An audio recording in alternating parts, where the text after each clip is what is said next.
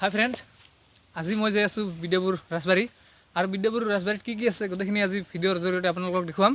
তেনেহ'লে ভিডিঅ'টো শেষৰলৈকে চাই থাকক। চলো ভিডিঅ'টো ষ্টাৰ্ট কৰোঁ।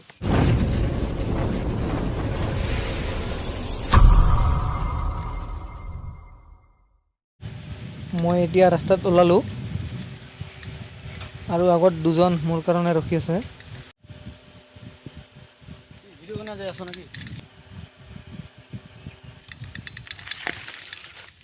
ফাইনেলি আমাৰ ইয়াত দুজন বন্ধু আছে, আহি গ'লোঁ। এতিয়া আমি ইয়াৰ পৰা বিদ্যাপুৰত যাম।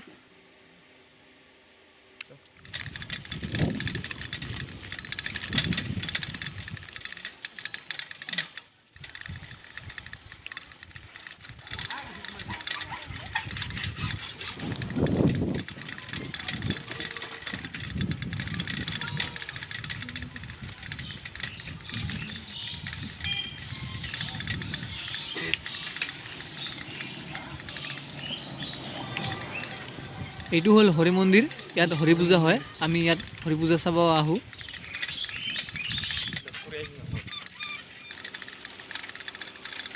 এতিয়া আমি পাই গ'লোঁ পাকা ৰাস্তা।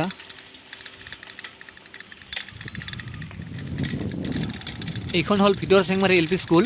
ইয়াতে সৰুতে আমি স্কুল পঢ়িছিলোঁ আৰু এইখিনি কিছুমানে বৰঝৰা বুলিও কয়। আৰু ধনতলা বজাৰত যাব লাগিলে ইফালেদি যাব লাগিব আৰু আমি বিদ্যাপুৰত যাব লাগিলে ইফালেদি যাব লাগিব। আমি ইফালেদি গৈ আছোঁ।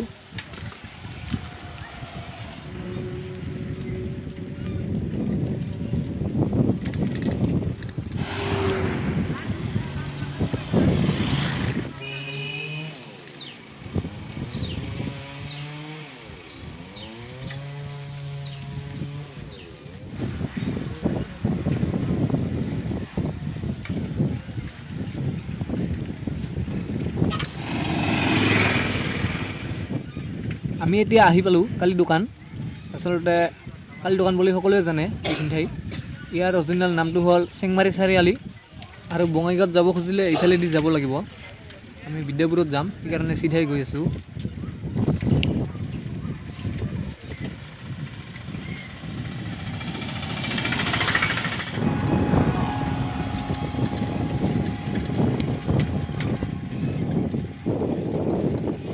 এইটো হ'ল বিদ্যাপুৰৰ তেল ডিপু। ইয়াত গাড়ীবিলাকে তেল ভৰায় গাড়ীত।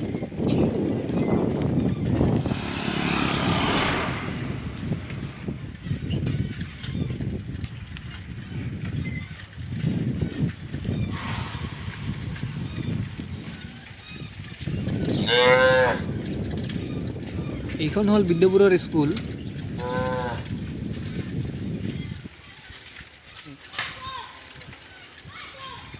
তুমি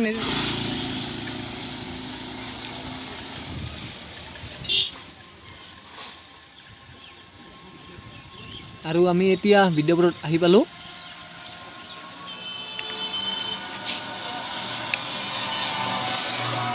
আৰু আমি ৰাজবাৰীত গ'লে ইফালেদি সোমাই যাব লাগিব। আমি ইফালেদি সোমাই গৈ আছোঁ।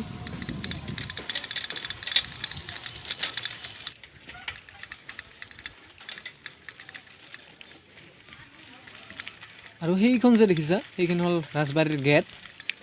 গৈ আছোঁ আৰু ইয়াতে কালী পূজা হয় আৰু লক্ষ্মী পূজা নেকি হয়, মই ভালকৈ ইমান গম নাপাওঁ। এইটো হ'ল ৰাজবাৰীৰ গেটখন। আমি ভিতৰত সোমাই যাম।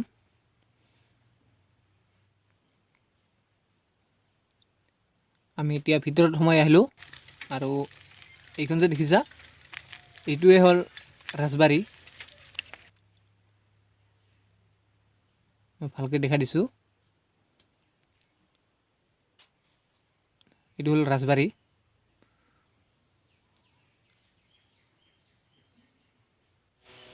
আৰু এটা বস্তু মই আপোনালোকক দেখাই দি আছোঁ।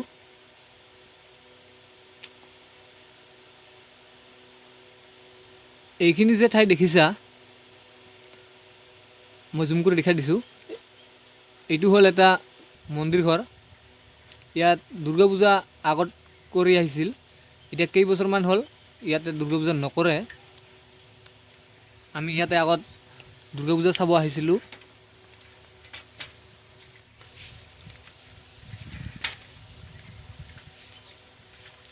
এইবাৰ মই আপোনালোকক দেখুৱাম ৰাজবাৰীত যিখন পাৰ্ক আছে সেই পাৰ্কখন দেখুৱাম। তাৰ আগতে বন্ধুবোৰ পৰা গেটখনত অলপ ফটো উঠে, পৰা ইফালে মাৰিব লাগছিল, ফটোবোৰ উঠি লওক, তাৰপিছত আমি পাৰ্কখন দেখুৱাম। বন্ধু দুজনে ওপৰত ফটো উঠি আছে, এতিয়া ময়ো ওপৰত উঠি যাম।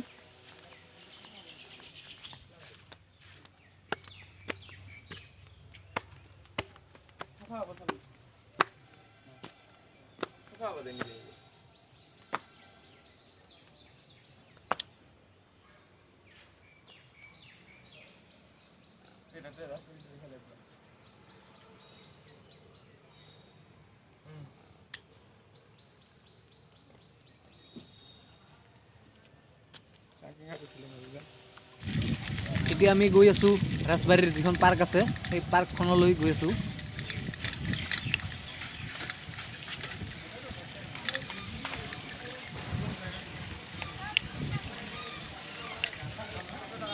আৰু এইটোৱে হ'ল বিদ্যাপুৰ, এইটো হ'ল বিদ্যাপুৰৰ যিটো মেইন বজাৰটো। আৰু বিদ্যাপুৰৰ যিটো হস্পিটেল আছে, হস্পিটেল গ'লে এইফালেদি যাব লাগে, আমি এইফালেদি গৈ আছোঁ।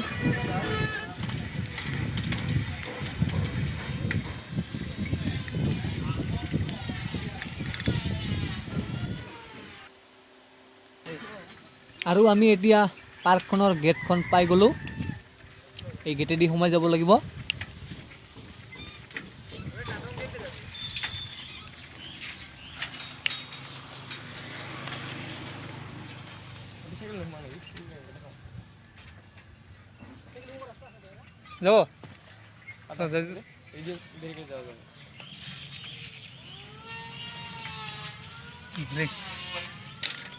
আচলতে বৰষুণ দিছিল, সেইকাৰণে অলপ বোকা হৈছে, তথাপিও আমি ইফালেদি যাম।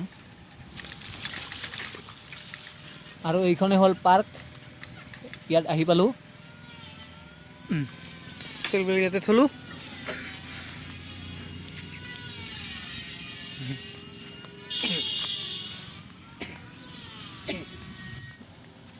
প্ৰথমতে মই বিদ্যাপুৰৰ যিটো ৰজা আছিল সেই ৰজাজনক দেখাই দিছোঁ।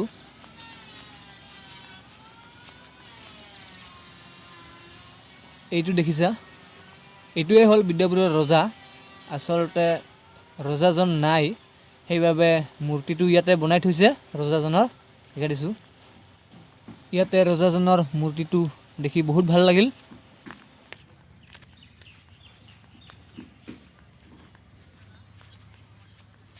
ঘূৰে নাই এইবিলাক, ঘূৰে নাই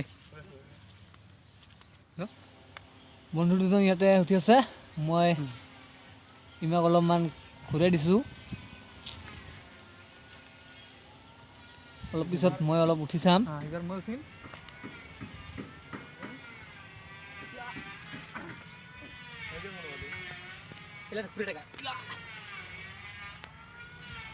এইবাৰ বহোঁ, মিলম একবাৰ, ঘূৰি দিলোঁ অলপ। আসুন ক'ত আমি মজা, so beautiful.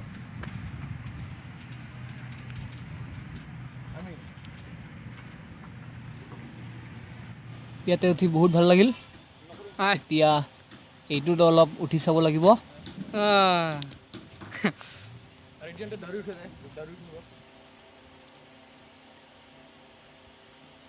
এইবাৰ মই ইয়াত উঠি যাম, ময়ো অলপ উঠি চাওঁ কেনেকুৱা লাগে।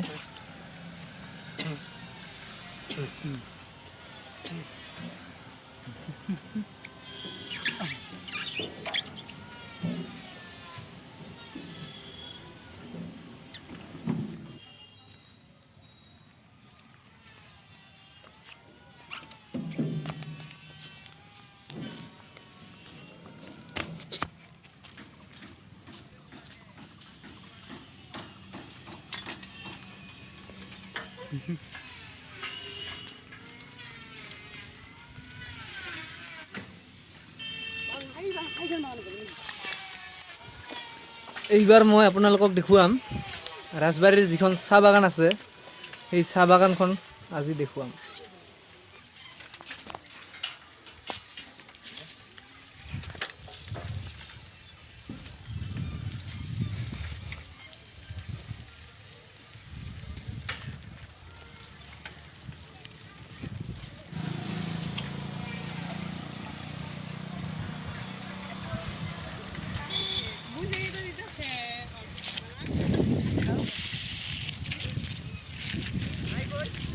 এইটো যে দেখিছা এইটো হ'ল বিদ্যাপুৰৰ ব্লকটো মই দেখাই দিছোঁ মই জুম কৰি দেখাই দিছোঁ ব্লকটো এইটো হ'ল বিদ্যাপুৰৰ ব্লক এইটো হ'ল বিদ্যাপুৰৰ ব্লক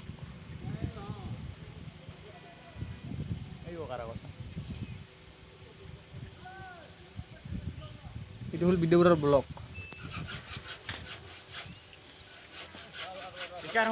এইটো হ'ল চাহ বাগানত যোৱা ৰাস্তাটো এইটো হ'ল গেট এইফালে চাহ বাগানত যাব লাগে আচলতে তাত পানী আছে সেইকাৰণে নগ'লোঁ তাৰ কাৰণে চৰি ইয়াৰ পৰা মই জুম কৰি দেখাই দিছোঁ এইটো হ'ল চাহ বাগান